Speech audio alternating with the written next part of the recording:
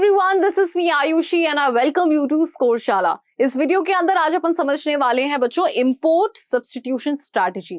अब ये एक ऐसी स्ट्रैटेजी है जो कि हमारी इकोनॉमी ने अडॉप्ट करी थी और इसको अडॉप्ट करने के बाद में हमारी इकोनॉमी को काफी ज्यादा गेन्स भी हुए थे। इस सब के बारे में अपन ने बात कर चुके हैं, ठीक है।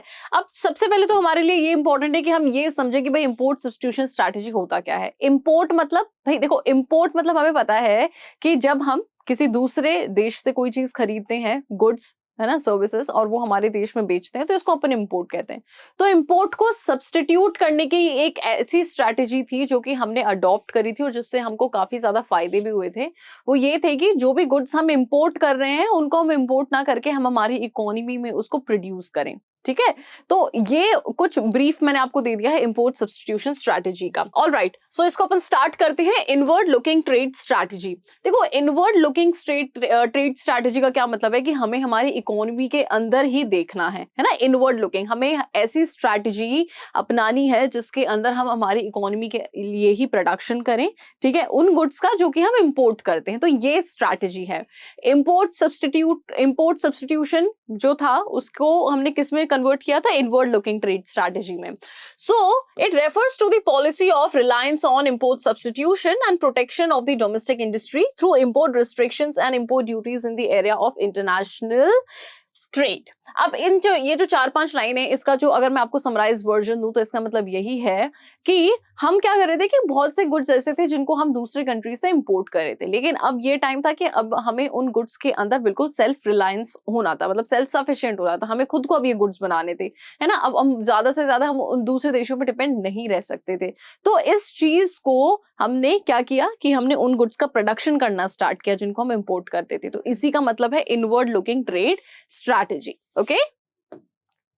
Import substitution, it implies domestic production of those goods. Import substitution मतलब हम उन गुड्स का डोमेस्टिक प्रोडक्शन करते हैं, हमारी इकोनॉमी प्रोडक्शन करते हैं which the economy has been importing from the rest of the world, जिसको हमारी इकोनॉमी दूसरे देशों से इंपोर्ट करती है, खरीदती है। This is a strategy to save foreign exchange by restricting the volume of imports. अब ये एक ऐसी स्ट्रैटेजी है जिसके थ्रू हम फॉरेन एक्सचेंज को क्या करते हैं? फॉरेन एक्सचेंज को हम सेव करके रखते हैं, ठीक है, सेव फॉरेन एक्सचेंज। क्योंकि हम जब खरीदेंगे नहीं तो हमें देने, हमारे फॉरेन एक्सचेंज हमें देने भी नहीं पड़ेंगे। तो क्योंकि हमने इंपोर्ट करना बंद कर दिया है तो हमारे फॉरेन एक्सचेंज हम सेव कर पा रहे हैं by restricting the volume of import.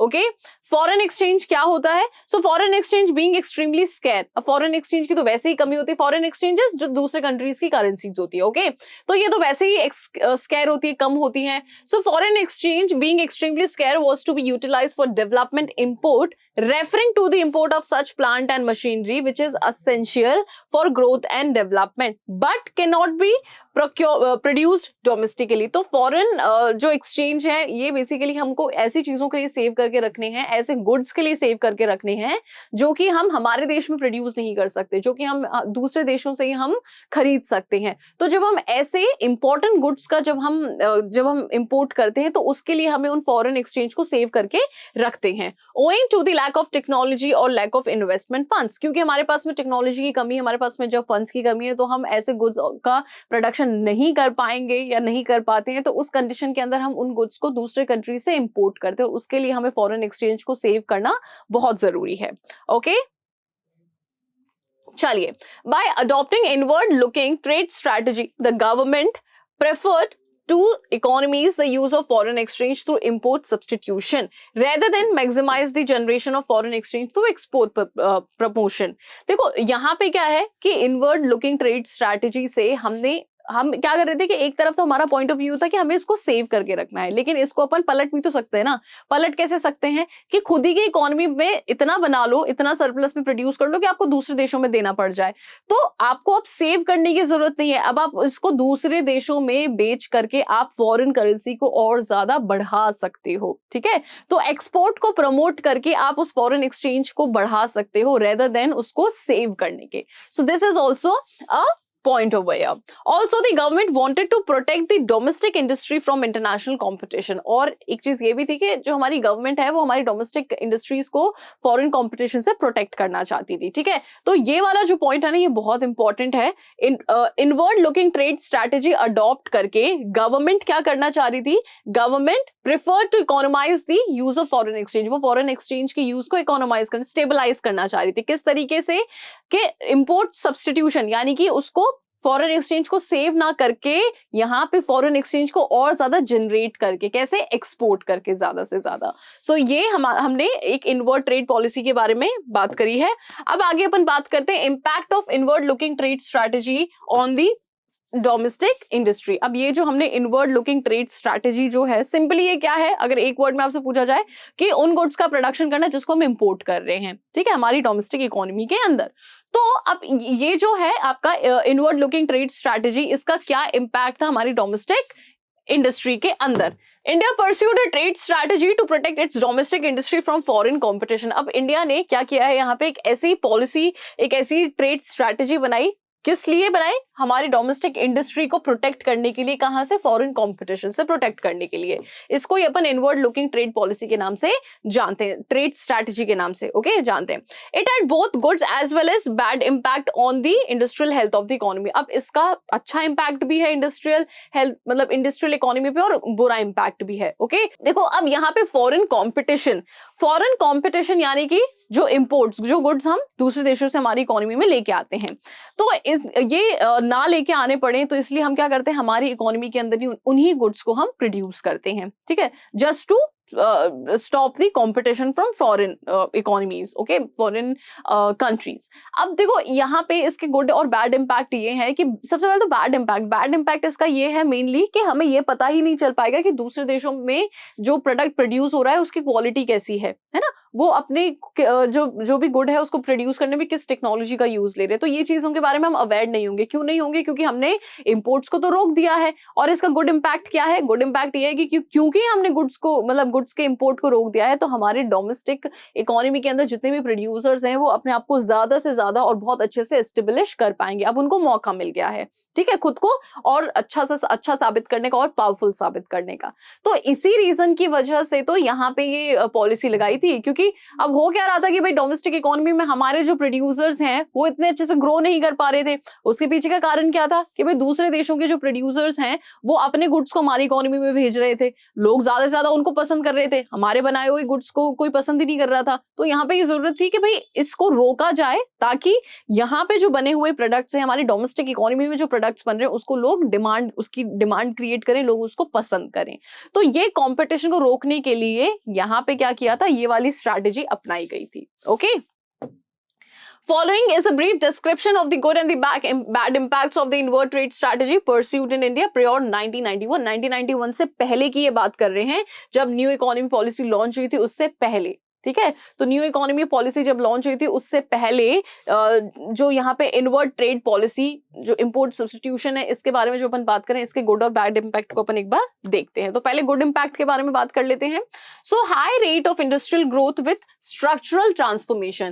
देखो इंडस्ट्रीज ना यहाँ पे काफी अच्छे से ग्रो करी थी। सबसे पहली चीज जो इनवर्ड ट्रेड अपन यहाँ पे स्ट्रेटेजी की बात करें, इसकी मदद से इंडस्ट्रीज, हमारी जो डोमेस्टिक इंडस्ट्रीज थी वो बहुत अच्छे से ग्रो कर पाई थी, क्योंकि अब कॉम्पिटिशन खत्म हो गया था, है ना। और जो स्ट्रक्चर था हमारी पूरी इकोनॉमी का, ये भी काफी मतलब बहुत ही अच्छे तरीके से ट्रांसफॉर्म हुआ था। सो ग्रीन रेवोल्यूशन को छोड़ करके, ग्रीन रेवोल्यूशन को हटा करके, the percentage contribution of industrial sector to GDP increase from nearly 12% from 1951 to 25% in 1991। तो इंडस्ट्रियल सेक्टर का जो कंट्रीब्यूशन है वो देखो कितना बढ़ गया, मतलब यहाँ पे 25% बढ़ गया till 1991। Rising share of industrial sector in GDP is a sign of economic growth. अब जीडीपी के अंदर जो इंडस्ट्रियल सेक्टर का जो ये शेयर बढ़ता जा रहा है, ये किस चीज का साइन है? It's a sign of economic growth, economy की ग्रोथ का ये साइन है, based on structural transformation in the economy, जिससे कि पूरा का पूरा इकोनॉमी का जो स्ट्रक्चर है वो भी ट्रांसफॉर्म हो गया था, है ना। अब क्या हो रहा था कि एग्रीकल्चर के साथ साथ में इंडस्ट्रियल सेक्टर भी काफी अच्छे से ग्रो कर रहा था। स्ट्रक्चरल ट्रांसफॉर्मेशन क्या होता है basically? So it occurs when there is a rise in percentage share of secondary and tertiary sector in GDP. So total GDP के अंदर जब सेकेंडरी और टर्शियरी सेक्टर का जो कंट्रीब्यूशन है वो भी जब बढ़ता है तो इसको अपन स्ट्रक्चरल चेंज कहते हैं। Okay, consider corresponding fall in the percentage share of the primary sector. So primary sector का जो शेयर है, देखो ये जीडीपी होता है ना हमारा, इसके अंदर तीनों सेक्टर्स का शेयर होता है, प्राइमरी, सेकेंडरी और टर्शियरी। तो जब इन दोनों का शेयर जीडीपी में बढ़ता है कंपेयर टू दिस, तो इसी को अपन स्ट्रक्चरल ट्रांसफॉर्मेशन कहते हैं। Economic growth along with the structural transformation is called economic development. अब इकोनॉमिक ग्रोथ और स्ट्रक्चरल ट्रांसफॉर्मेशन, इन दोनों को जो अगर अपन साथ में देखते हैं तो इसको अपन एक टर्म में क्या बोलते हैं? इकोनॉमिक डेवलपमेंट इसको कहते हैं। कि भाई प्राइमरी सेक्टर का जो कॉन्ट्रीब्यूशन है वो तो है, वो थोड़ा सा कम हो गया है compare to secondary and tertiary, या फिर उसको आप ऐसे कह सकते हो कि टर्शियरी और जो सेकेंडरी सेक्टर है वो प्राइमरी सेक्टर से ज्यादा कंट्रीब्यूट कर रहा है अब जीडीपी में। तो एक ये चीज और ग्रोथ, ये दोनों साथ में मिलकर के इकोनॉमिक डेवलपमेंट को शो करते हैं। It achieves the objective of growth with modernization. अब यहाँ पे ग्रोथ तो है ही, साथ में मॉडर्नाइजेशन भी एक्सेप्ट किया है इकोनॉमी में, इक्विटी एक्सेप्ट करिए and greater opportunities of employment. अब क्योंकि यहाँ पे इन दोनों का शेयर बढ़ रहा है तो दिखती सी बात है एम्प्लॉयमेंट की जो अपॉर्चुनिटीज है वो भी यहाँ पे काफी ज्यादा बढ़ेगी। Diversification of industrial growth. अब इंडस्ट्रीज जो थी इकोनॉमी की हमारी, उसके वो काफी ज्यादा डाइवर्स होती जा रही थी, काफी ज्यादा वो फैलती जा रही थी। So modern industry was no longer confined to textile and jute. अब यहाँ पे जो मॉडर्न इंडस्ट्रीज थी वो सिर्फ और सिर्फ टेक्सटाइल और जूट तक ही सीमित नहीं थी। Thanks to inward looking trade strategy. अब ये किसकी वजह से हुआ? इनवर्ड लुकिंग ट्रेड स्ट्रैटेजी की वजह से हुआ कि इंडस्ट्रीज जो थी वो अब और भी आगे बढ़ रही थी, उन्होंने अपनी जो बाउंड्रीज थी वो ओपन करी थी। सो industrial growth started spreading across engineering goods and a wide range of consumer goods. तो इंडस्ट्रीज अब इंजीनियरिंग गुड्स और कंज्यूमर गुड्स से रिलेटेड भी प्रोडक्शन कर रही थी। Okay, owing to the inward looking trade strategy there was a noticeable growth of then sunrise industry।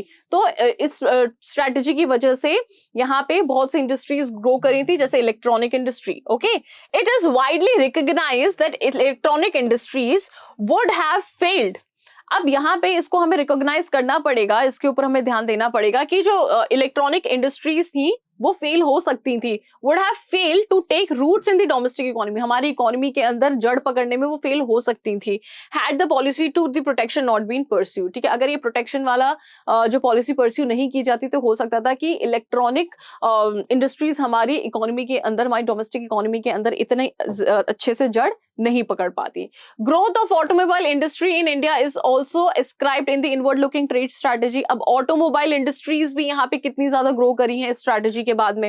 Exposed international competition these industries would have failed to survive. अगर ये international competition के expose हो जाती, मतलब expose में आ जाती, उनके contact में आ जाती, तो हो सकता है कि आज ऑटोमोबाइल इंडस्ट्री हमारी इकोनॉमी की इतनी ज्यादा बेहतर नहीं होती। Okay, now growth of sunrise industry, यानी कि यहाँ पे अपन किसकी बात करें? इलेक्ट्रॉनिक इंडस्ट्रीज की बात करें। So rising industry of the time is called sunrise industry. उस टाइम पे जो भी राइजिंग इंडस्ट्रीज थी उनको अपन सनराइज इंडस्ट्री के नाम से जानते हैं, जो जिसमें एक कौन सी? इलेक्ट्रॉनिक्स है।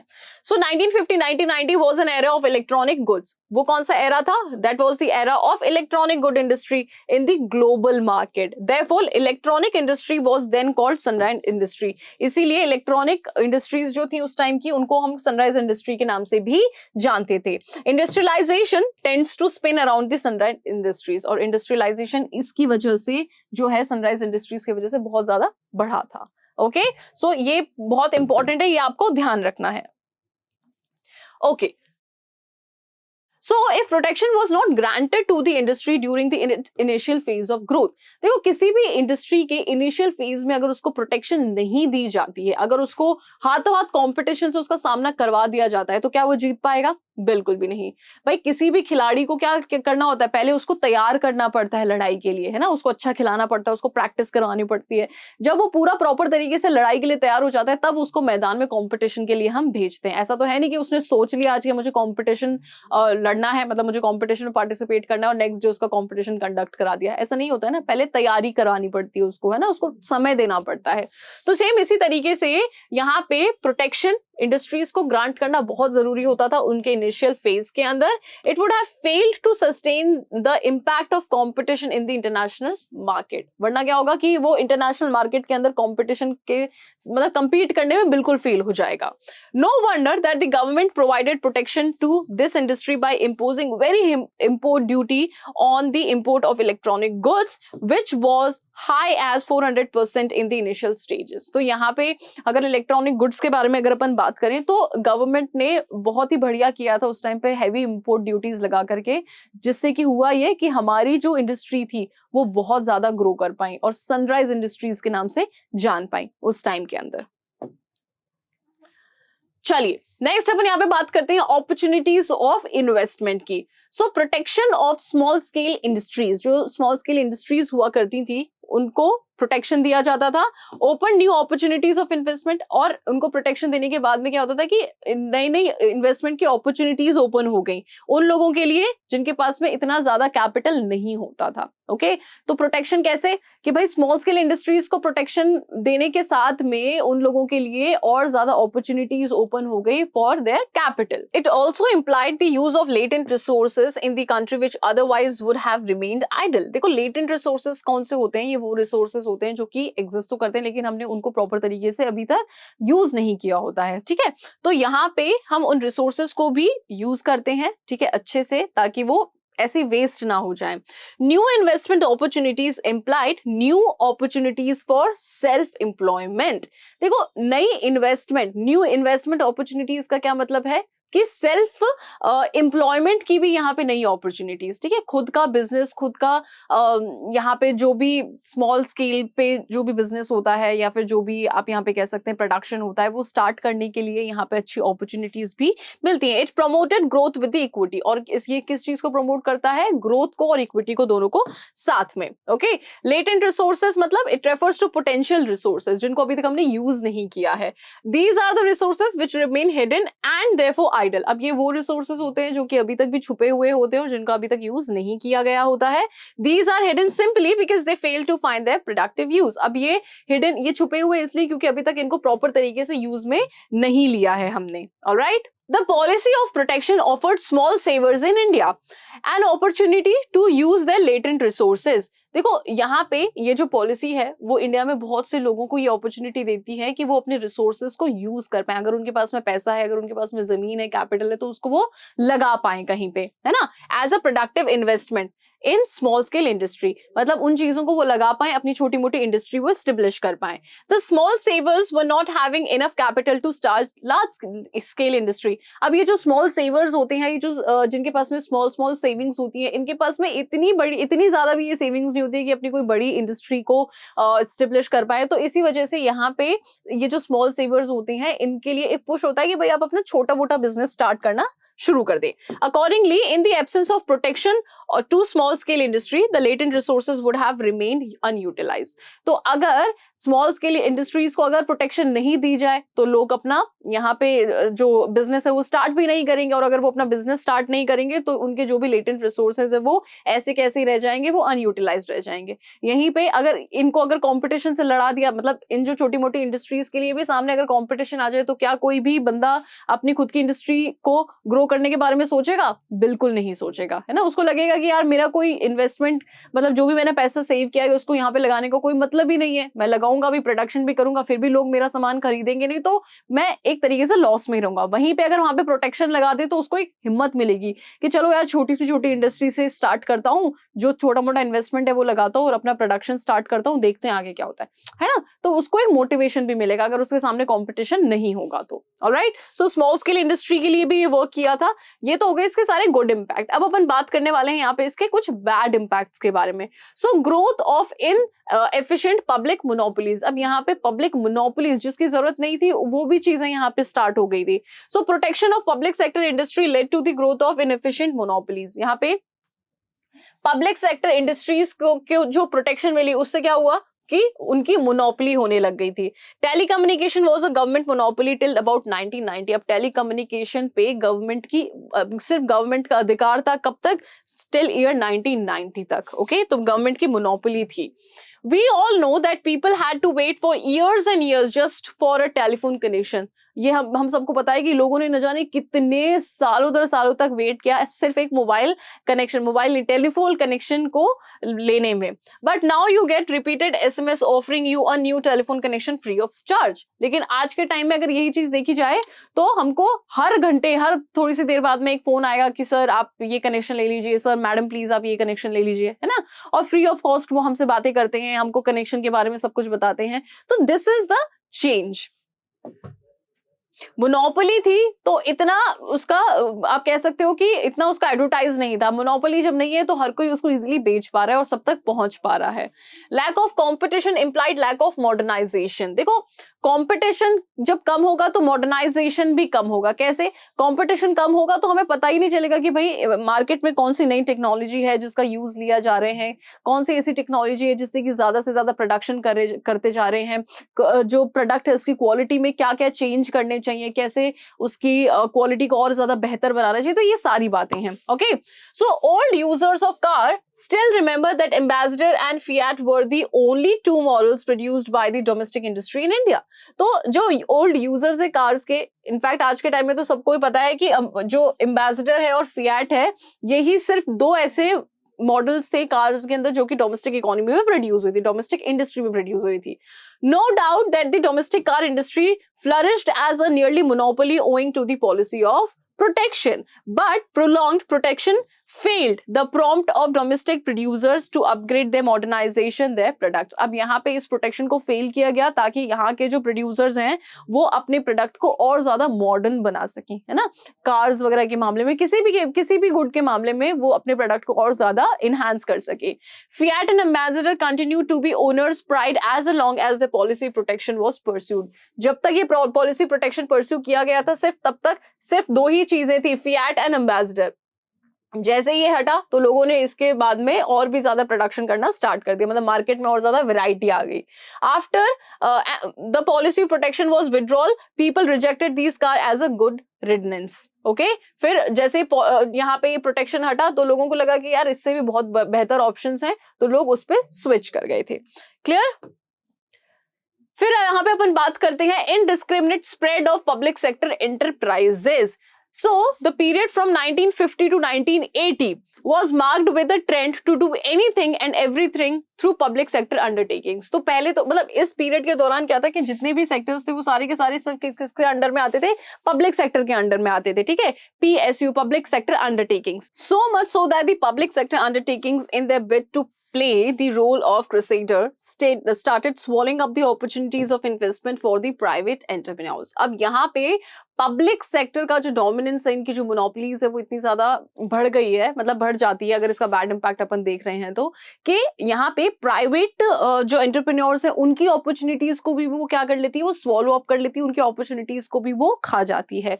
Okay, now one can appreciate commanding heights of the economy to be public sector undertakings, but one fails to understand the logic when public sector enterprises start producing bread and shoes. अब यहाँ पे इसका मतलब ये है कि देखो public sector undertakings यानी कि पब्लिक सेक्टर के अंदर में जितने भी चीजें आ रही है, जितनी भी इंडस्ट्रीज आ रही है, सब लोग उस चीज को बहुत ही ज्यादा अप्रिशिएट करते हैं। ओके, लेकिन अगर गवर्नमेंट ब्रेड का और शूज का भी अगर प्रोडक्शन अगर गवर्नमेंट ही करेगी तो फिर प्राइवेट एंटरप्रेन्योर्स का होने का कोई मतलब नहीं है ना। तो यहाँ पे यही चीज है कि गवर्नमेंट का जो यहाँ पे इन्वॉल्वमेंट है वो होना बिल्कुल जरूरी है, लेकिन सभी सेक्टर्स में इन्वॉल्वमेंट होना is not that important. Okay, It amounts to an indiscriminate spread of public sector enterprises. का मतलब बस यही है कि पब्लिक सेक्टर एंटरप्राइजेस अब हर किसी सेक्टर के अंदर में ही अपना जो इन्वॉल्वमेंट है वो शो कर रहा है, which is not good for the economy as well. अगर सभी चीज का प्रोडक्शन अगर गवर्नमेंट ही करने लगेगी तो फिर सबसे पहली चीज तो यही हो जाएगा कि गवर्नमेंट अच्छे से प्रोडक्शन नहीं कर पाएगी सभी चीजों में। भाई आप कुछ जगह अपना जो कंसंट्रेशन है, अपना जो दिमाग है वो लगा सकते हो, सभी सेक्टर्स में थोड़ी ना लगा सकते हो। तो इसी वजह से इसका रिजल्ट यही निकल के आता है कि फिर गवर्नमेंट अगर ऐसा करती है तो जो आउटकम है वो अच्छा नहीं रह पाता, इसका जो रिजल्ट है वो ठीक नहीं रह पाता है। सभी जगह जो डेवलपमेंट होना चाहिए वो नहीं हो पाता है ना, क्योंकि फोकस और कंसंट्रेशन एक जगह पे, दो जगह पे, कुछ जगहों पे अच्छे से दिया जा सकता है लेकिन सभी जगह अच्छे से नहीं दिया जा सकता है। तो इसकी वजह से गवर्नमेंट अब जो कर रही है वो ये कर रही है कि बहुत से ऐसे इनके सेक्टर्स हैं जो कि वो प्राइवेट को सौंपती जा रही है। Okay, So indiscriminate spread of public sector enterprise in producing such goods as bread and shoes which could easily be left to the private entrepreneurs. अब देखो ये इन चीजों का जो प्रोडक्शन, इतनी छोटी छोटी चीजों का प्रोडक्शन तो प्राइवेट एंटरप्रेन्योर्स पे छोड़ा जा सकता है. Indiscriminate and irrational use of public resources, अगर इनका भी प्रोडक्शन अगर गवर्नमेंट ही करेगी तो फिर होगा क्या कि जो हमारे रिसोर्सेज हैं वो पूरे तरीके से यूज लिए जाएंगे, जहां पे जरूरत नहीं भी है वहां पे भी यूज लिए जाएंगे, है ना. तो यहाँ पे इरैशनल यूज देखा जाएगा किसका, रिसोर्सेज का. Swallowing of opportunities of investment for the private entrepreneurs, और यहाँ पे ऐसा करके पब्लिक सेक्टर्स जो है वो प्राइवेट एंटरप्रेन्योर्स की जो अपॉर्चुनिटीज है इन्वेस्टमेंट की उसको स्वॉलो अप कर जाएगी, उसको वो निगल जाएगी. Economically unviable state enterprises a political compulsion. So any private sector enterprise would ultimately shut down if it found to be economically unviable unit. So कोई भी ऐसी private sector enterprise बिल्कुल बंद हो जाएगी अगर वो मतलब इकोनॉमिकली वो इतना स्टेबल नहीं होती है तो.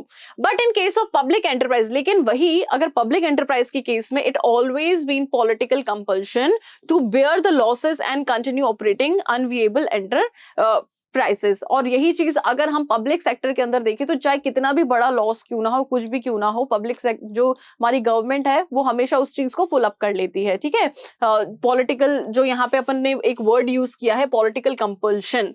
So it being a political compulsion to bear a losses and continue to operating unviable enterprises, यानी कि कितना भी लॉस क्यों ना फेस करना हो लेकिन फिर भी उसके बाद में भी इन पब्लिक सेक्टर्स को अपने उन इंडस्ट्रीज को चालू रखना होता है. ठीक है, यहीं पे अगर इस प्राइवेट में देखें तो प्राइवेट ऐसा नहीं कर सकते. प्राइवेट सेक्टर्स अपनी इंडस्ट्री को बंद कर देंगे अगर उनको एक्सट्रीम लॉसेस फेस करना हो तो. Okay, trade union and politicians oppose shutting down the unviable public enterprises on the pretext of social justice to the workers. अब जो यहाँ पे ट्रेड यूनियंस होते हैं और जो पॉलिटिशियंस होते हैं वो इस चीज के बिल्कुल अपोज में रहते हैं, उसके बिल्कुल अगेंस्ट में रहते हैं कि भाई आप इंडस्ट्रीज को ऐसे बंद नहीं कर सकते हो क्योंकि इससे बहुत से वर्कर्स के जीवन जुड़े हैं, मतलब उनके घर चलते हैं. तो यू कैन नॉट, भले चाहे कितना भी लॉस हो, you can not shut down the industry. Okay, तो यहाँ पे जितनी भी चीजों के बारे में अपन ने बात करी है सारी की सारी जुड़ी हुई हैं अपने इंपोर्ट सब्स्टिट्यूशन से, ठीक है, या फिर इनवर्ड ट्रेड स्ट्रैटेजी से. ओके, तो ये सारी बातों का आपको अच्छे से ध्यान रखना है.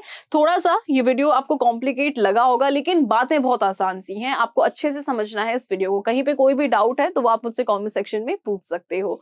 वीडियो अच्छा लगा है तो लाइक करो, चैनल को सब्सक्राइब करो, शेयर करो और बेल आइकन को प्रेस करो. Thank you so much.